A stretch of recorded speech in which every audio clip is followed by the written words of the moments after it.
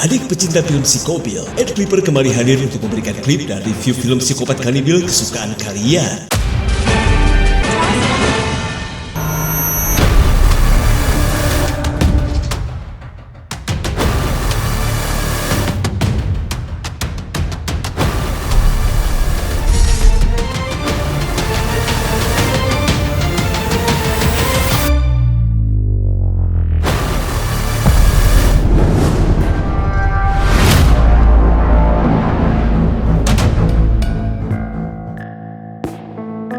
Cerita berawal dari ketegangan di sebuah bunker ketika seorang pria sedang berusaha melarikan diri, di mana pria malang ini adalah salah satu korban dari sosok psikopat penghuni bangunan bekas perang dingin ini.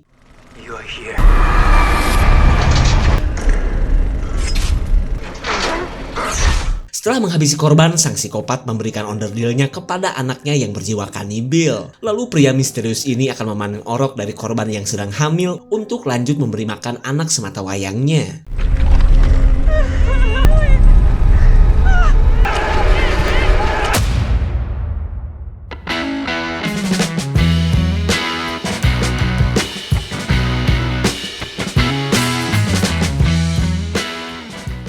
Dua 20 tahun kemudian, bunker bekas perang dingin itu akan diteliti kakak-kakak mahasiswi untuk keperluan tesis mereka. Para ciwi-ciwi hardang ini pun bela-belain OTW 7 jam untuk bisa sampai ke daerah yang jauh dari perkotaan ini. Kecewa? Ya tidak atuh. Karena tugas dari bu dosen ini cuma kedok semata bagi mereka yang lebih ingin seru-seruan di dalam bunker. No cell phones and... Right? I'm glad to see all of you getting along. Kemudian kita lebih dulu menuju salah satu ruangan yang ada di bunker, di mana tempat yang penuh cerita kelam ini sekarang dihuni oleh sosok psikobil atau psikopat kanibil.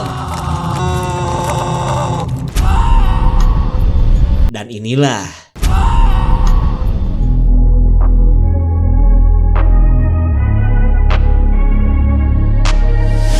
I'm changing who I am. I'm making a new plan, rearranging my life, and I won't look back ever again. Tell us about the guy who's meeting us. Sambil menuju lokasi bunker, bu dosen memberitahu bahwa mereka tinggal menemui seseorang yang bernama Billy, di mana pria tersebut adalah kuncennya bunker tua yang telah mengizinkan mereka melakukan penelitian. Julia, slow down. Where's Polly? Already. Bu dosen kesal melihat Julia terlalu nyepin hingga meninggalkan salah satu temannya. Bahkan meski sudah kena semprot, Julia tetap gak peduli dan terus ngedrag melangkah.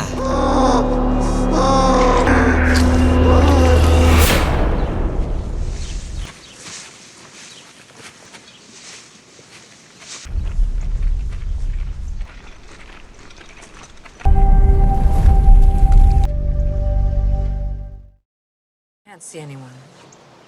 Hampir setengah jam mereka menunggu Billy yang tak kunjung datang. Saking bosannya mereka pun ada yang mainin tank wajah, ngahuleng dandan plus baca buku, dan menunggu Billy yang sudah datang. Hi, I'm Nora. Sorry I'm late.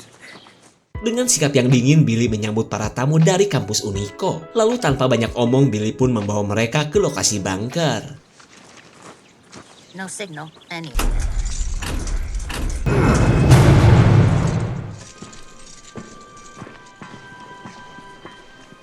Come on, it's not that bad. Nuansa horor mulai terasa saat mereka memasuki bunker yang memiliki panjang 17 km ini. Di tempat ini pun masih banyak tersimpan segala macam amunisi termasuk bom nuklir. We'll stay in here till Monday morning. Bu dosen mengingatkan kembali Billy bahwa ia dan para mahasiswi akan menginap selama semalam. Jadi ia harap Billy kembali ke bunker besok sesuai kesepakatan mereka. Dan seperti biasa, Billy malah diam setelah mendapatkan duit dari bu dosen.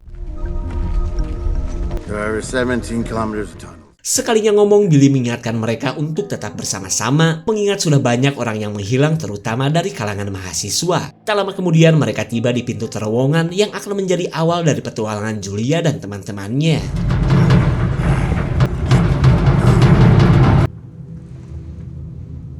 On the other side of this door. Billy meminta untuk jangan takut karena kerennya tempat ini bisa membuat siapapun kagum. Lalu ia bercerita jika tempat ini dulunya pernah dijadikan rumah oleh seorang veteran perang. Namun seiring berjalannya waktu, keberadaan orang tersebut tidak diketahui lagi. It hasn't stopped you. Julia meminta Billy untuk jangan ngasih cerita nanggung yang cuma akan membuatnya penasaran. Tapi karena tugasnya sudah selesai, Billy lanjut pergi dengan mengunci mereka sesuai peraturannya.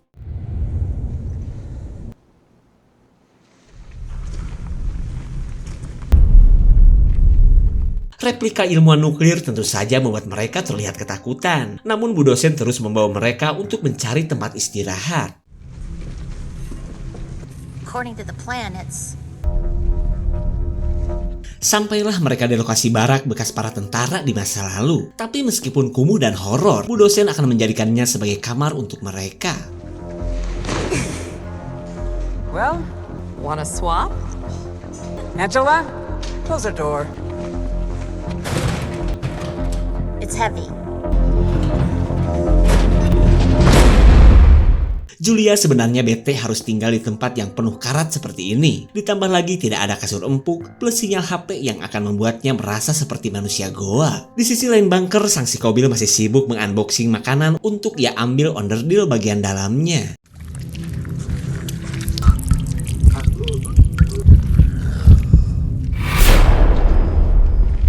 Okay, girls.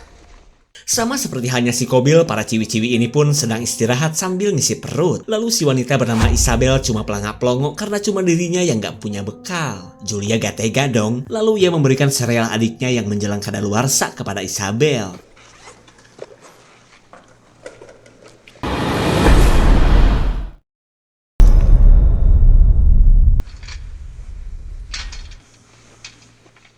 Isabel terbangunkan oleh rasa mulus dari makanan yang diberikan Julia. Lalu ia berniat nyari WC tanpa mengetahui adanya bahaya di tempat ini.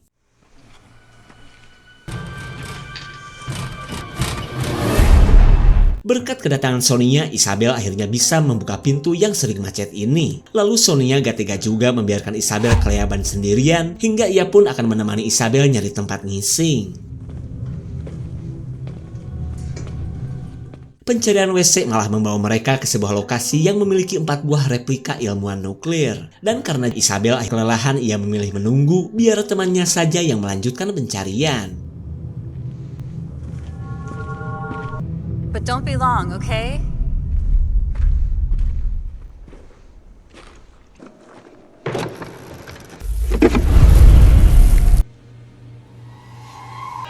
Loh, kok jadi 3? Sonia tidak sadar Isabel sudah diculik oleh si Kobil yang mahir dalam menyamar. Lalu ia berniat menemui Isabel setelah menemukan lokasi yang pas untuk buang hajat. Isabel. Isabel.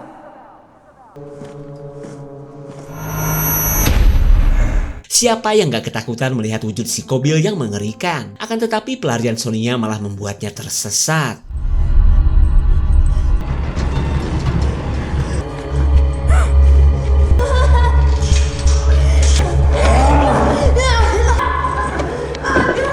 Isabel menjadi korban pertama dari sumber makanan baru di dalam bunker. Lalu untuk mengawali kegiatannya, sang si Kobil akan memetik lidah Isabel terlebih dulu.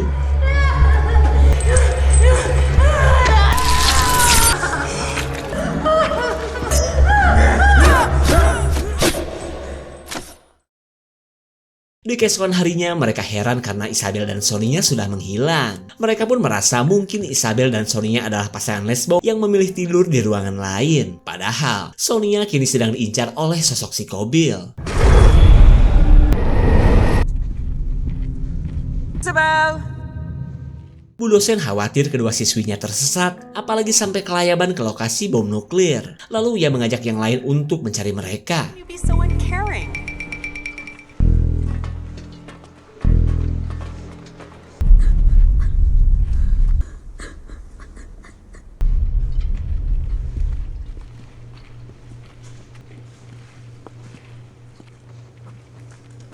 Penemuan sepatu Isabel membuat Bu dosen mulai harap-harap cemas. Mereka pun akhirnya berpencar, berharap bisa memudahkan pencarian.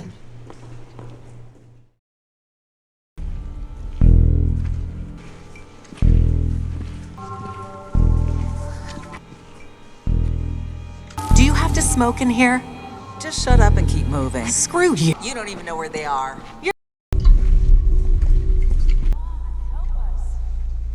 It's quicker if we go to them. Julia bisa mendengar teman-temannya yang masih melakukan pencarian. Lalu ia mengajak Betty untuk menemui mereka daripada berpencar dan malah menambah masalah. Di sisi lain, Polly menemukan sebuah senter yang tadi digunakan Cynthia. Cynthia! I'll make you pay for this.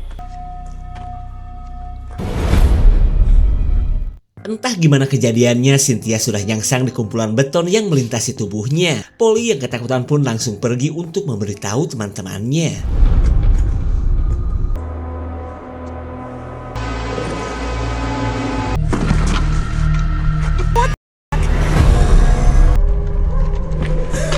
What the hell is going on? Pencarian dihentikan dulu karena menurut Bu dosen mereka hanya muter-muter di tempat yang sama. Tak lama kemudian datanglah Polly yang membawa kabar tentang nasib Cynthia. Tunnel. The wall. What the hell is down there? I'll go. You stay here with her.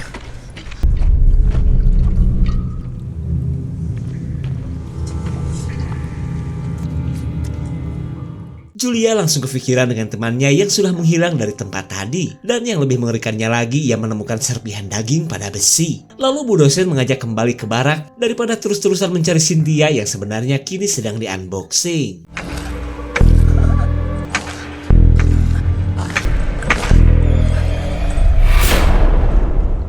Siapa yang gak kaget melihat kondisi barak yang tiba-tiba sudah acak-acakan, bau bangke lagi. Lalu dengan polosnya Bu dosen berkata mungkin ini mah cuma ulas ekor beruang yang nyasar. Bahkan ketika melihat banyak jejak sepatu, wanita ini malah menganggap itu adalah jejak mereka. Perkataan Bu dosen tentu saja membuat Julia menyangka wanita tua ini menyembunyikan sesuatu.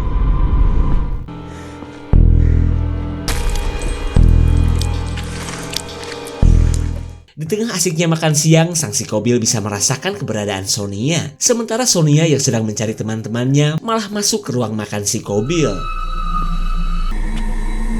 Oh God. Saat Sonia sudah tertangkap, mereka kini berniat untuk menuju pintu utama. Lalu ketika pintu sudah terlihat, si Polly mendadak edan saking pengennya keluar dari tempat ini. Stop it!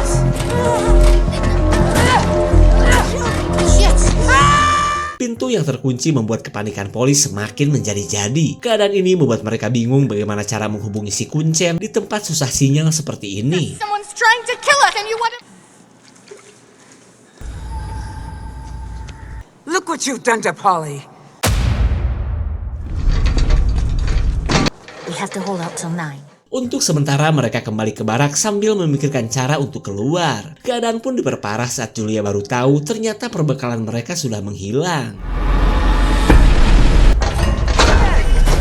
They'll kill us all. Grab something. Mereka langsung mencari senjata saat menyangka orang yang datang adalah pelaku dari semua teror ini. Namun ketika mereka cek, sang psikobil sudah menghilang begitu saja.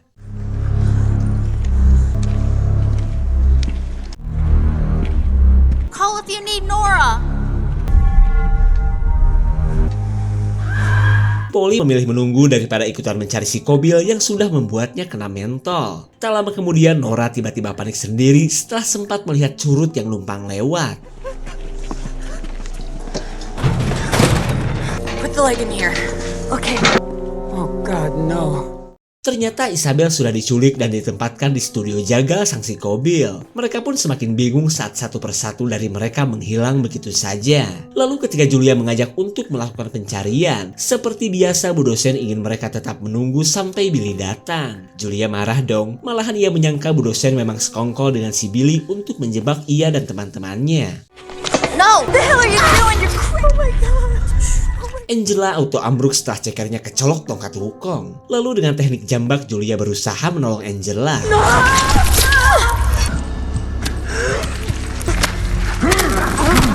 Polly tidak bisa berbuat apa-apa saat si Kobil bertingkah layaknya dokter kulit. Lalu setelah memanen kulit tangan, sosok mengerikan ini tertarik untuk menikmati wajah Polly.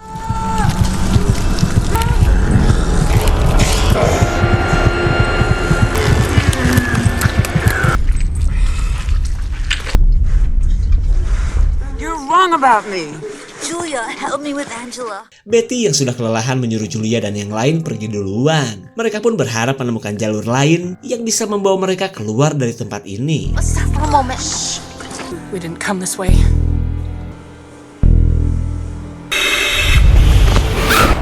We must go back. Bu dosen kepikiran dengan Betty yang tak kunjung menyusul mereka. Akan tetapi Julia menolak saat wanita ini mengajaknya untuk mencari Betty. Terlebih Julia ingin mencari jalan keluar daripada teman-temannya yang ia pikir pasti sudah pada tewas.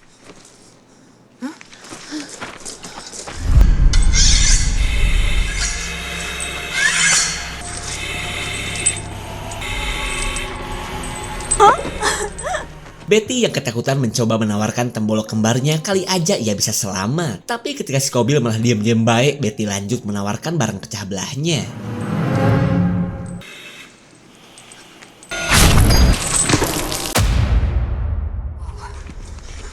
Okay. It should be here. Julia makin emosi saat melihat lorong ke pintu yang lain malah terkunci. Hingga ia sudah tidak percaya lagi dengan peta dari Billy yang menyesatkan. Come on.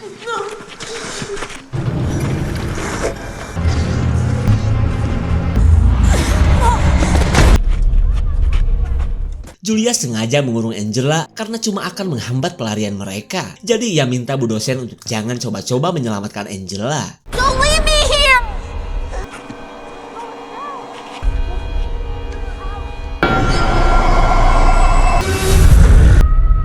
Bu dosen tidak habis pikir akan sikap Julia yang telah dengan tega membiarkan Angela dimangsa si Kobil. Julia pun terlihat menyesal karena tidak tahu sosok si Kobil sudah berada di balik pintu.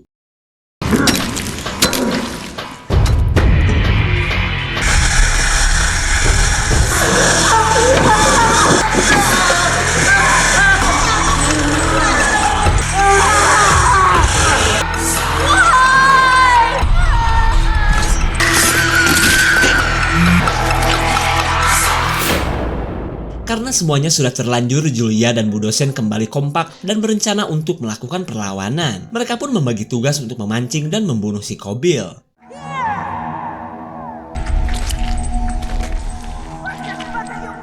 Lagi enak-enak makan seblak Angela, sang si Kobil merasa tertarik akan tantangan Bu dosen yang ngajakin baku hantam. What are you waiting for? Bring him to me.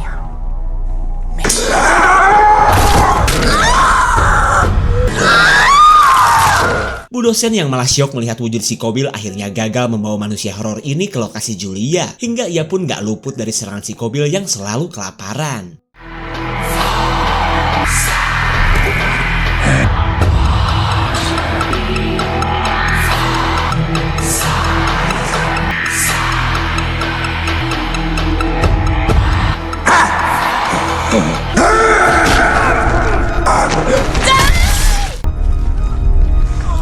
Julia sebenarnya sulit percaya ia bisa menghabisi si Kobil dengan mudah. Lalu ia mencari jalan keluar, sekalian mencari teman-temannya yang mungkin saja ada yang masih hidup.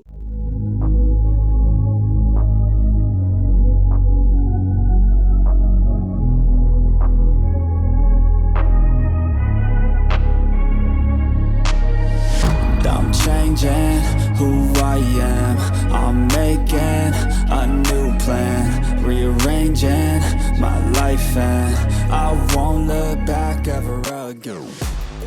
Setibanya di studio Jagal, Julia sadar bahwa ia adalah satu-satunya orang yang selamat. Tak lama kemudian ia menemukan fakta bahwa sang si Kobil jago menyamar dan selalu menggunakan topeng dari wajah para korbannya. Julia yakin Billy sengaja menjadikan ia dan teman-temannya sebagai makanan dari sosok si Kobil. Die too!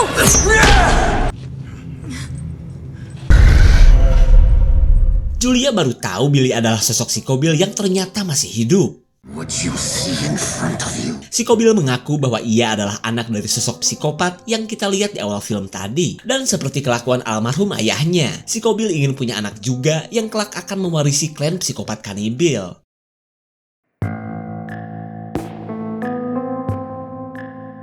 Tibalah waktunya sang si Kobil akan bertindak sebagai bidan untuk persalinan Julia yang mengandung anaknya si Kobil. Sementara Julia tidak akan tinggal diam karena gak mau darah dagingnya sampai menjadi sosok si Kobil seperti bapaknya. What do you wanna tell me?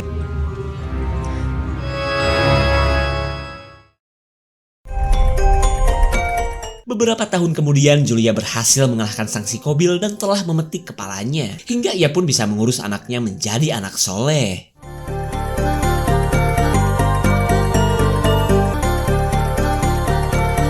Mommy, I'm hungry.